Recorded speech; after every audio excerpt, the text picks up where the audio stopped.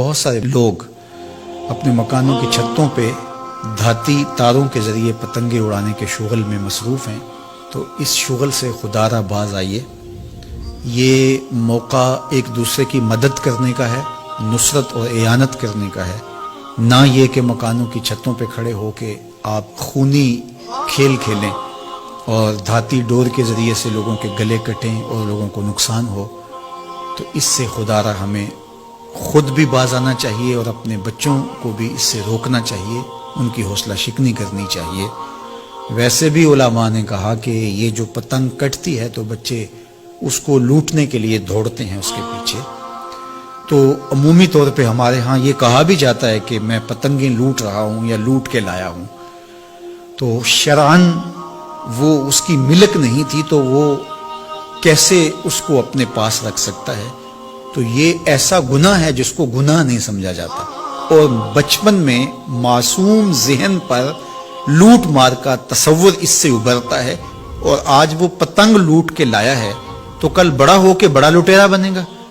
تو یہ ماں باپ کو سوچنا چاہیے کہ پتنگ لوٹنے کا عمل لوٹنے کی ایک مشق ہے،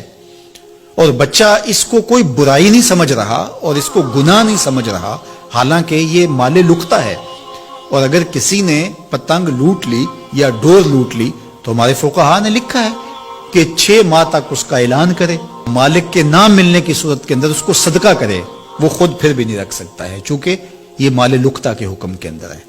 تو عمومی طور پہ ہم بچے کو بھی شاباش دیتے ہیں، اس کو بڑا دلیر قرار دیتے ہیں کہ اس نے اتنی پتنگیں لوٹی، آج اس کا یہ کمال ہے۔ تو میاں یہ بچوں کے نفسیات کے اندر لوٹ مار کے تصور کو راسخ کرنے کا ایک ذریعہ ہے پتنگ۔ اس نقطہ نظر کی طرف شاید کبھی کسی کی توجہ نہ گئی ہو، تو اس پہ بھی غور کرنے کی ضرورت ہے۔ میں تو یہ بات کہا کرتا ہوں کہ چلتی ہوئی ٹرالی سے یا ٹرک سے جو بچہ گنا لوٹتا ہے تو اس کو بچے کی بہادری اور فنکاری سمجھا جاتا ہے، لیکن آج جس نے گنا لوٹا ہے تو کل وہ ملک لوٹنے لگے گا، کل وہ اور کچھ بھی لوٹے گا۔ تو یہ چونکہ جب برائیاں شروع ہوتی ہیں تو بڑے پیمانے سے شروع نہیں ہوتی، چھوٹے پیمانے سے شروع ہوتی ہیں۔ تو پتنگ لوٹنے کا تصور لوٹ مار کی طرف لے جانے والا ہے، اور دوسرا یہ قاتل ڈور کتنے لوگوں کی زندگی کا چراغ بجھا دیتی ہے، اور کیا گزرتی ہے ان ماں باپ کے اوپر جن کا لخت جگر، جن کا بیٹا ان کے ہاتھوں کے اندر دم توڑ جاتا ہے اور گلا کٹ گیا ایک ڈور سے۔ اور ایسے واقعات ہم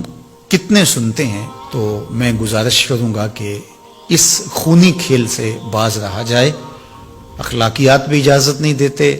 ہمارا ملکی قانون بھی اس کی اجازت نہیں دیتا، اور پنجاب پولیس بھی اس پر ایکشن کر رہی ہے۔ ان کے ساتھ تعاون کیجئے اور اپنے گرد و پیش کے ماحول کی انہیں خبر بھی کیجئے، خود بھی بچیے، اپنی اولادوں کو، بچوں کو بھی اس سے کرونا وائرس کی وجہ سے پورے ملک کے اندر لاک ڈاؤن ہے،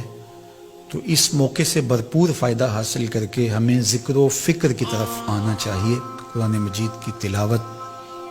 کثرت نوافل، قضا شدہ نمازوں کی ادائیگی